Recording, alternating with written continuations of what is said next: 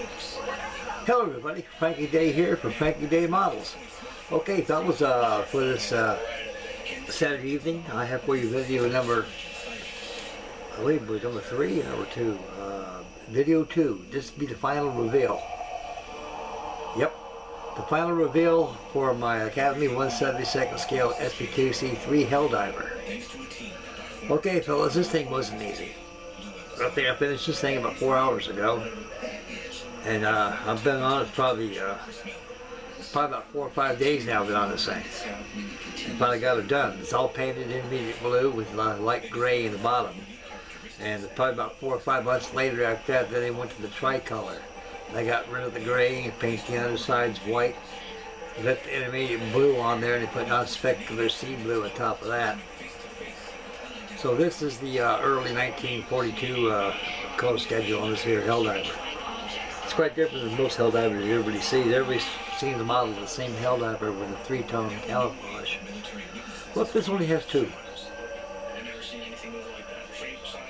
An overall perspective from the kit, an overview. It's a very wonderful kit. It's beautiful. It's very detailed. It comes with the photo etch fittings for it for the dive brakes, and you got to use great care. You got to use these. When it comes to minute detail on these things, these 1/72 scale squirts are getting more complex nowadays than they ever have been. It is because of the fidelity detail that's been engineered throughout the with modeling technology in mind. Okay, I got something I'll show you guys right after this final reveal, and we'll get along with the HELLDIVER, and we'll zoom in. And before we get started, fellas, I'd like to thank everybody out there for all your wonderful candor and wonderful comments on my videos lately. I'm very happy and very honored, and things are starting to come together now pretty well for me now, and it just takes prayer and hope and time, you know, and things that kind of fit in quite well, nicely. And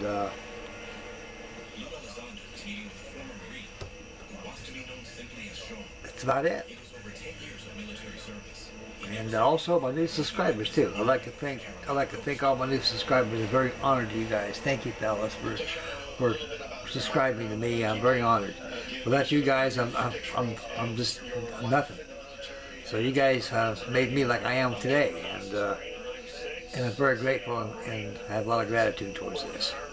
Okay, let's now take a look at the SOB second class over here, and we'll discuss the plane again. Okay, guys, here she is sitting on Lady Susan here. I'll zoom in a little tad here. That's good right there. Okay, here she is, guys. This is her colors of non-speculars, intermediate blue and light gray in the bottom.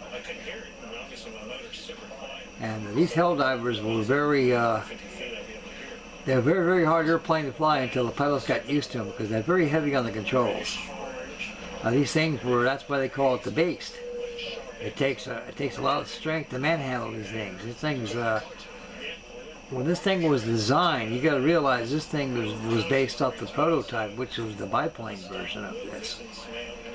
And Mr. Curtis got into it and redesigned the whole airplane by making the monoplane, redesigning the fuselage, redesigning the wings. And these things had a very bad rap in the beginning of the war, is because they were a new airplane. And it looked good, it looked fine on paper, it looked fine on us test pilots as he flew them before they were actually shipped out on aircraft carriers. And so these things here, they just more or less, they just built it as it was, and it was tested and it was very satisfactory. But Mr. Curtis, like the rest of the aircraft designers back in those days, even nowadays, you got to shake the bugs out of these things to tell us what's going on so we can improve the airplane. We don't want to build you guys a dud. So what they did, they more or less, they worked the bugs out of this thing all right. I mean, these things were very underpowered at first, and they were very heavy, and they had a lot of problems with the undercarriage. Sometimes undercarriage would snap off from the oleos into the wells. The jimmy jack on the tail wheel would break off sometimes. The tail hook would pull off sometimes, and they didn't know what to suspect from this thing. And quite sure the Navy Department back then made reports to the Curtiss Aircraft Company about this airplane. They had problems. So I guess on the fly, real fast, they finally worked them out because they got a contract. Mr. Curtiss is probably the oldest and longest contractor that the Navy contracted from. And so he didn't want to let the Navy down because the Navy always liked the stuff he made. This is just a new airplane at the time. It's like anything, you got to work the bugs out. And once the bugs have been worked out, so man, this thing's child's play now. And these guys really, they really got it together.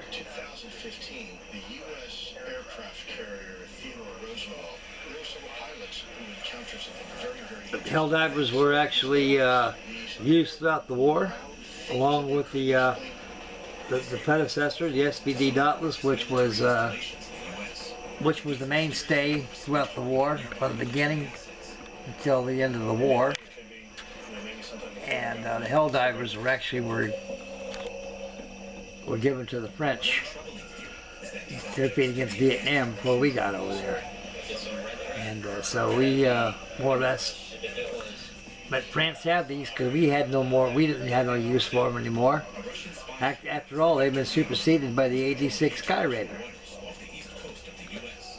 The Able Dogs, the Sandys, the ADs.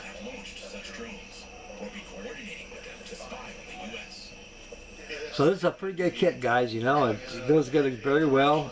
And underneath, we'll pick up the underneath a bit, we'll take a look at. It's got the bombs installed inside the bomb bay, right in here. It's got twin trapeze. The SB2C-3 only had one, so Mr. Curtiss came up with a better idea.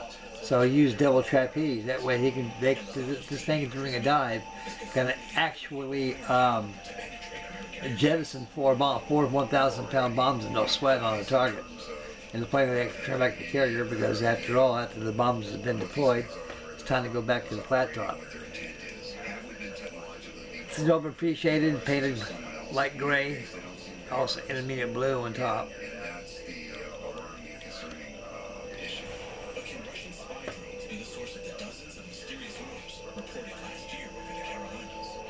Goes together very well, guys. No fit issues at all in this thing. Just follow the instructions. It's very small, very tiny. You need eye aid magnifiers to build these little squirts. Once they're built very good, once you start learning the ability of these things using magnifiers, you get pretty used to building these things. So this is about my third small one. No, this is my third build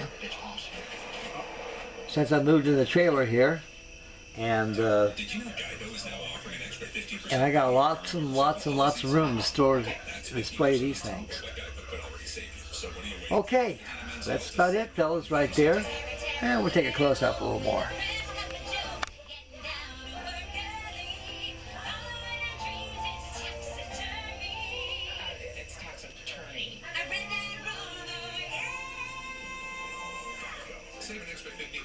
Takes a lot of time to paint this damn thing. It really does, guys. It's just a lot of work in general.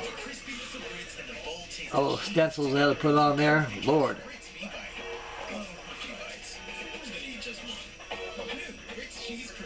Later on in the war, these things are just painted overall sea blue. And that's what the color schedule that the French used too, all blue color. Okay, we'll bring it back to us truly over here, guys. We'll finish up the video. Let me show you little Frankie Day scared up today. I'll put the SBD over there. I think I'll finish it. This time I think I'll put it over there next to the ducky and the TBD, and I'll bring out what I just got. Here.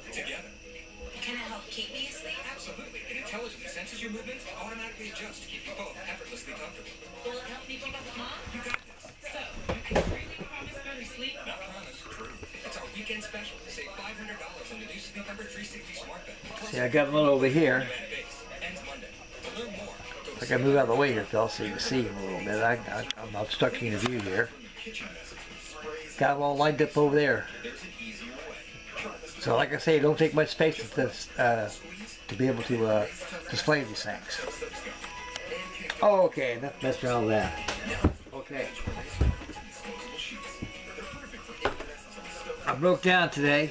I went to see Smitty's. I see Russ, how he's doing down there. See if he's okay. Guys, please excuse me, I'm talking with this camera a little bit. Okay.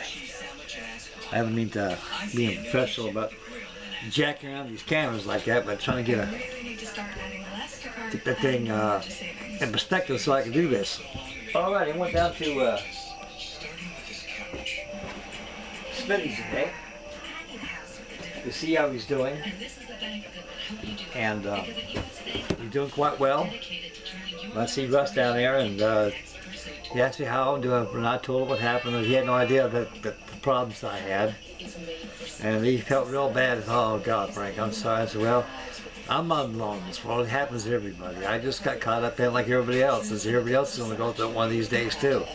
But you just got to learn how to survive and go through it. I keep my chin up and pray every day, and everything's coming my way. I'm pretty happy right now because I got all my priorities done.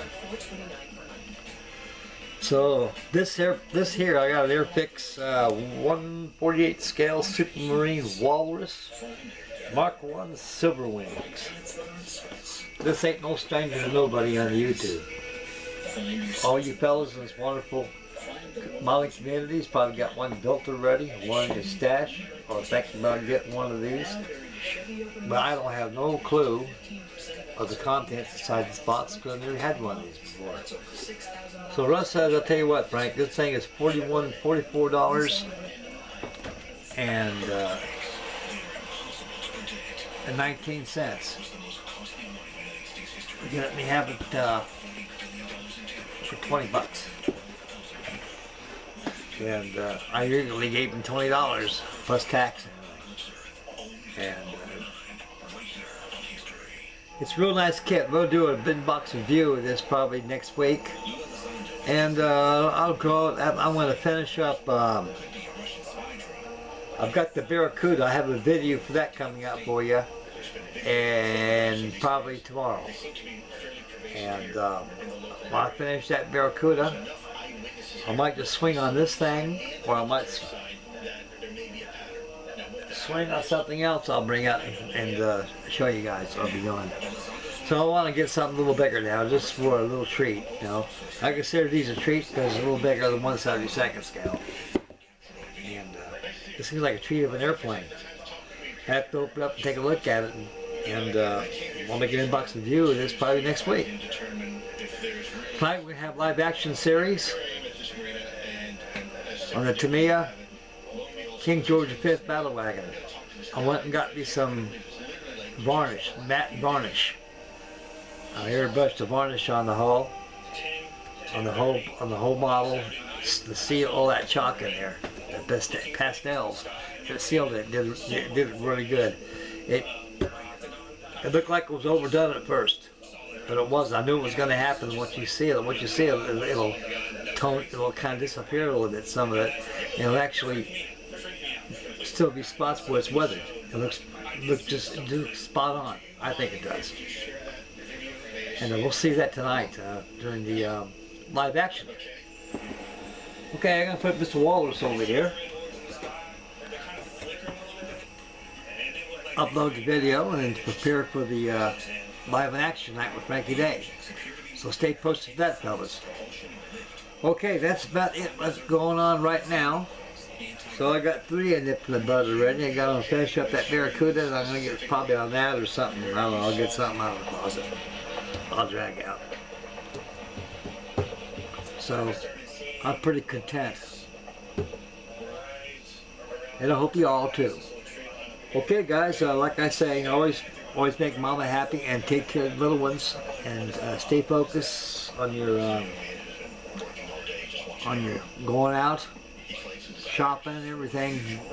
Watch your surroundings and please be careful, fellas. You don't know what's out there. It's getting crazy here.